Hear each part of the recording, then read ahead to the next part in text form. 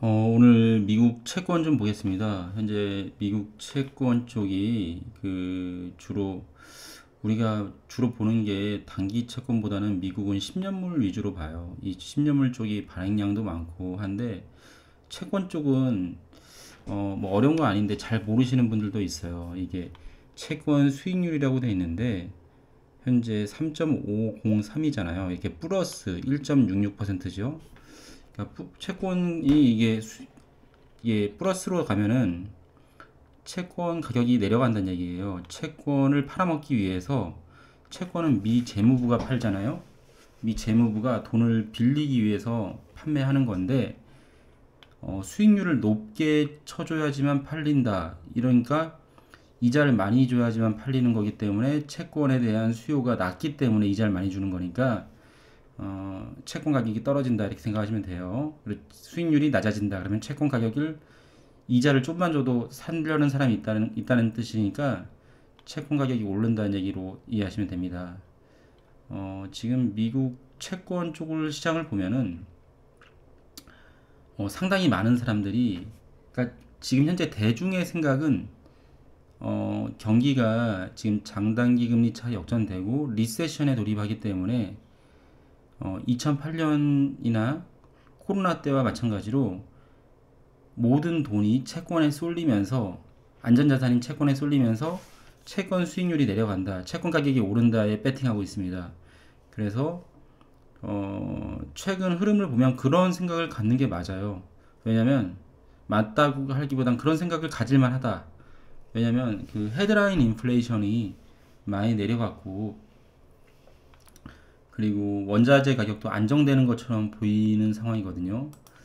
그래서 지금 보면은 저기 WTI가 작년 이맘때 130불 정도 했을 거예요. 120불, 130불. 근데 그때보다 한 40% 내려갔죠. 근데 헤드라인 인플레이션 내려간 거에 비해서는 현재 상황은 음, 물가가 그렇게 크게 안정됐다는 느낌은 안 듭니다. 지금 상황을 보면은 어, 달러가 위협을 받기 때문에 지금 국채 금리가 충분히 내려가지 않은 게 아닌가 이런 생각도 들어요. 지금 미 국채 금리가 리세션에 돌입하기 전에 얼마 아닌가 하면 리세션에 돌입하는 상황인데 그렇게 시장이 보고 있어요. 왜냐면 은행도 망하고 여러 경제 지표도 미국 경제 성장률이 낮게 나오잖아요. 근데 지금 봤을 때는 미국 정부 채권을 예전에는 중국이나 일본이 적극적으로 사줬었는데 지금은 그렇지 않은 분위기죠. 그리고 한국 채권 쪽도 이게 잘 봐야 되는데 한국은 3년물이 메인이라서 3년물 금리가 한국 3년물 금리가 너무 낮아요. 이렇게 낮은 이유를 여러 각도에서 분석을 하더라고요. 지금 미국 채권을 보고 있는데 미국 채권 일단 차트를 보려고 좀 이쪽으로 폈습니다. 한국도 차트를 좀 볼게요. 차트를 어차피 분석을 해야 되니까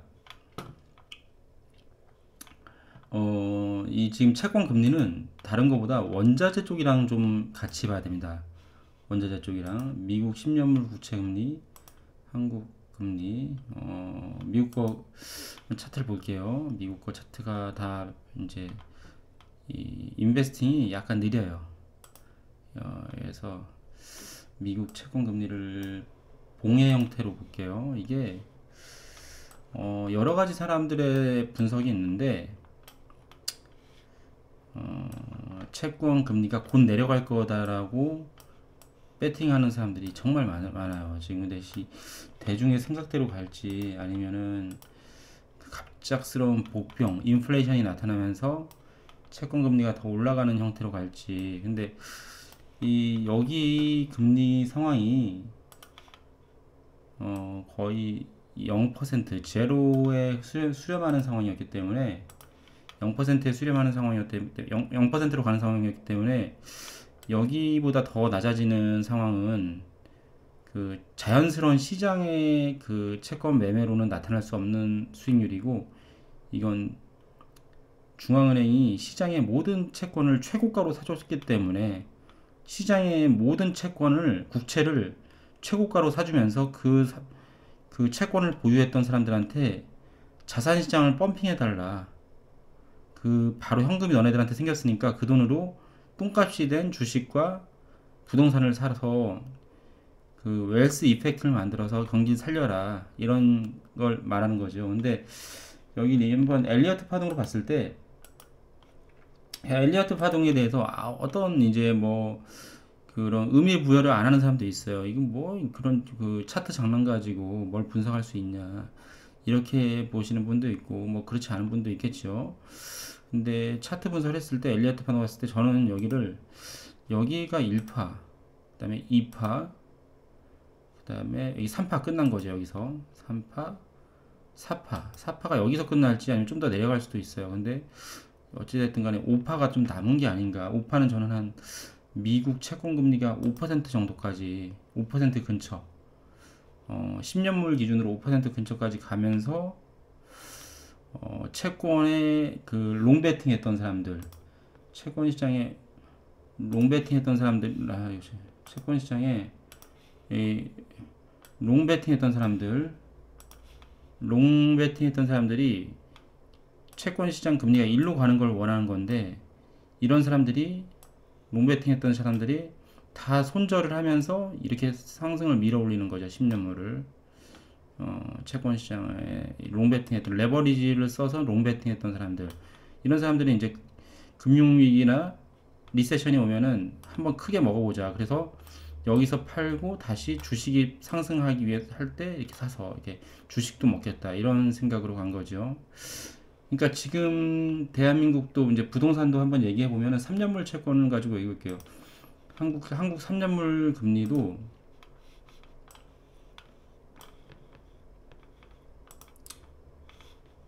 이거 한번 주봉으로 보겠습니다.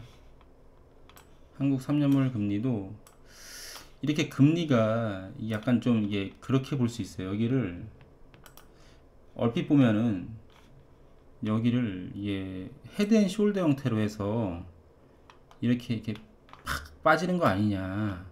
이렇게 보면은 사실은 부동산 가격이 경기가 나빠서 이제 좀 떨어지는 물량은 나올 수 있지만 대출 금리가 안정되기 때문에 부동산 폭락이 나오기가 힘들어요. 이런 상황으로 가면은 오히려 버티겠죠. 금리가 낮으니까. 근데 이 헤드앤숄더 형태처럼 보인 거는 뭐 세력이 의도한 건지 아닌지 모르겠지만 어쨌든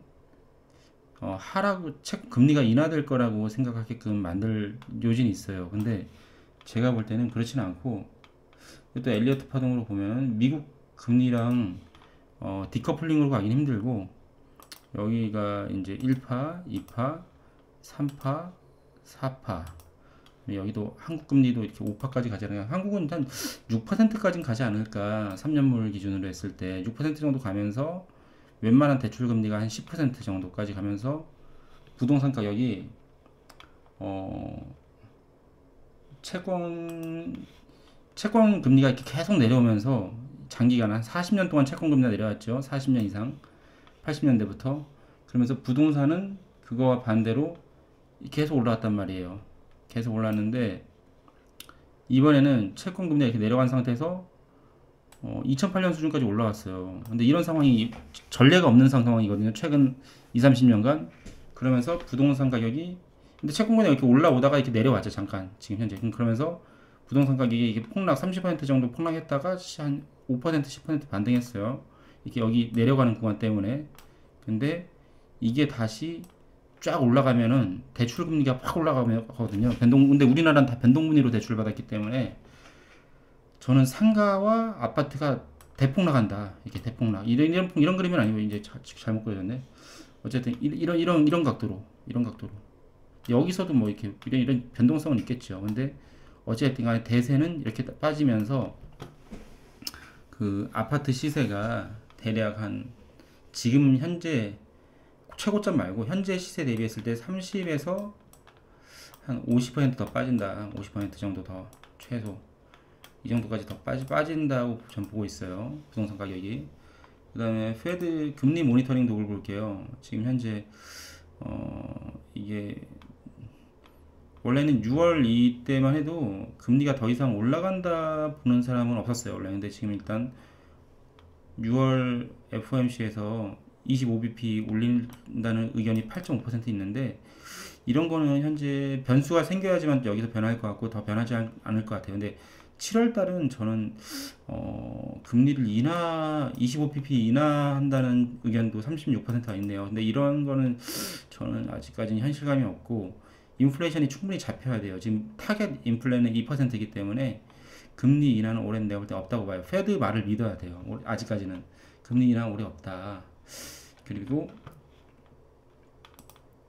어, 미국채를 자꾸 중국이 내다 팔고 있어요. 근데 이거는 어쩌면 당연한 거예요. 왜냐면 미국이 러시아의 그 국채를 다 동결시켜 버리면서 그 압류하다시피 한 거죠. 그러니까 중국도 미국과 사이가 좋은 편이 아닌데 그 달러 채권을 들고 있을 이유가 없어요. 그러니까 중국도 미국채를 내다 팔고 계속 이제 금으로 바꾸고 있죠. 그리고 이제 중국에 이제 돈을 받겠다는 나라들이 많아지면서 위안화 파워가 조금은 세지고 있어요. 아직 달러에 비할 바는 아닌데 달러가 흔들리고 있다. 그러면 이 달러가 흔들릴 때 미국이 할 수 있는 건 뭐냐면 달러의 매력을 높게 만들어야 돼요. 그러니까 달러를 매력을 높게 만든다는 게 중국이 그동안 했던 국채 매수자의 역할을 누군가 해줘야 되는데, 그 누군가가 제가 생각할 때는 이거를 시중은행이 지금까지 많이 받았어요. 근데 시중은행이 미국 장기채를 갖고 있다가 SVB처럼 실리콘밸리 은행처럼 망하는 케이스가 나오고, 그래도 아직까지는 일반 개인들이 미국채에 관심을 갖고 있고, 한국도 마찬가지예요.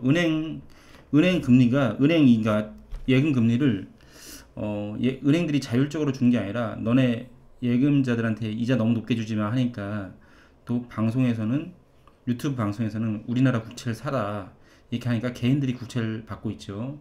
그런데 개인들이 국채를 받았다가 예를 들어서 금리가 이렇게 확 튄다 그러면은 장기채 손실이 엄청 커질 수 있어요. 그래서 채권 쪽은 변수가, 그러니까 지금 현재 그냥 원래는 일반적인 상황에서는 경제 위기가 오면 채권으로 돈이 몰리면서 채권 금리가 쫙 내려가요. 왜냐면 경기를 살리기 위해서 중앙은행이 금리를 낮추니까. 근데 지금 상황은 중앙은행에서 기준금리를 낮추게 되면은 인플레가 재점화될 요지가 되게 커요. 그래서 이렇게 급격히 낮출 거라는 이런 섣부른 판단은 오히려 독이 될 수 있을 거라 생각 들거든요. 일단 오늘 방송은 별 재미는 없었을 거예요. 근데 현재 셰일오일 쪽이 생각보다 나오는 양이 좀 이렇게 시원찮아요. 그리고 진짜 중요한 거는 WTI 원유 선물 쪽을 봐야 되는데, WTI 말고 일단은 저기 브렌트유를 볼게요. 브렌트유가 WTI가 그 마이너스 차트가 한번 나오면서 약간 좀 왜곡됐고, 사실은 벤치마크가 이제 그 브렌트유로 보는 게 또 맞거든요. 사실은 브렌트유 한번 보겠습니다. 브렌트유 76달러인데 지금 이 정도 시세에서는 되게 높은 시세는 아닌데, 우리나라는 환율이 많이 1300원까지 튀다 보니까 환율 1100원일 때보다 20% 이상 높은 시세로 느껴져요. 그러니까 76에다 20%라면은 지금 현재 90불 이상으로 느껴지는 거죠. 예전 코로나 이전으로 따지면. 그러니까 그 소비자들이 느낄 때 유가가 그렇게 싸지 않아요. 유류세 인하가 중단된다면은 이제 더 높은 시세로 느껴질 겁니다. 지금 현재 이거 주봉으로 볼게요. 북해산 브렌트유가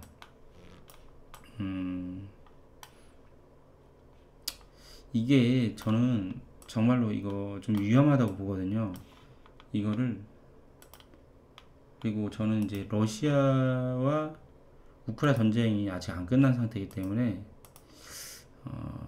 이게 또 변수가 될 수 있다고 봐요.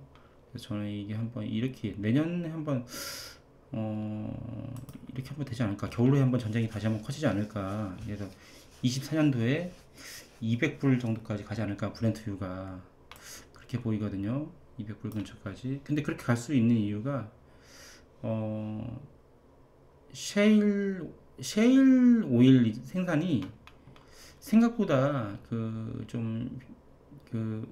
생산 단가가 비싸고 또 원활하게 유전 개발이 되고 있지 않다고 생각하고 있어요. 여러 가지 그런 뉴스도 나오고 있고요. 그래서 이쪽을 잘 보시고, 유가가 오르면 대한민국 경제는 작살나게 돼 있습니다. 그리고 거대한 인플레이션 수치를 높이면서, 인플레이션 수치를 되게 높이면서 금리 인상의 압박을 굉장히 세게 넣을 거예요. 그래서 결국에는 완전 모든 게 다 파산하는 상황, 그런 상황도 한번 염두에 둬야 됩니다. 그런데 요즘 개인들을 상대로 이런 거 3배수짜리 그 채권 상품, 20년짜리 채권 상품 3배수짜리, 이거 롱이죠. 롱 채권, 20년 채권 롱, 이거를 투자하고 이걸로 이제 한번 크게 먹고, 이거 크게 먹는 자리가 주식의 저점일 수 있기 때문에 거기서 또 다시 주식으로 갈아타서 또 크게 먹고, 이런 생각을 갖고 있는 사람들이 많아요. 뭐 저는 이게 맞다 틀리다는 모르겠어요. 아직까지는 이게 가능성이 높은 시나리오긴 해요. 왜냐면 인플레이션이 없다면. 네, 인플레이션이 있다면 이거 굉장히 위험한 생각일 수 있죠. 일단 채권에 대한 오늘 방송 여기서 마치겠습니다. 감사합니다.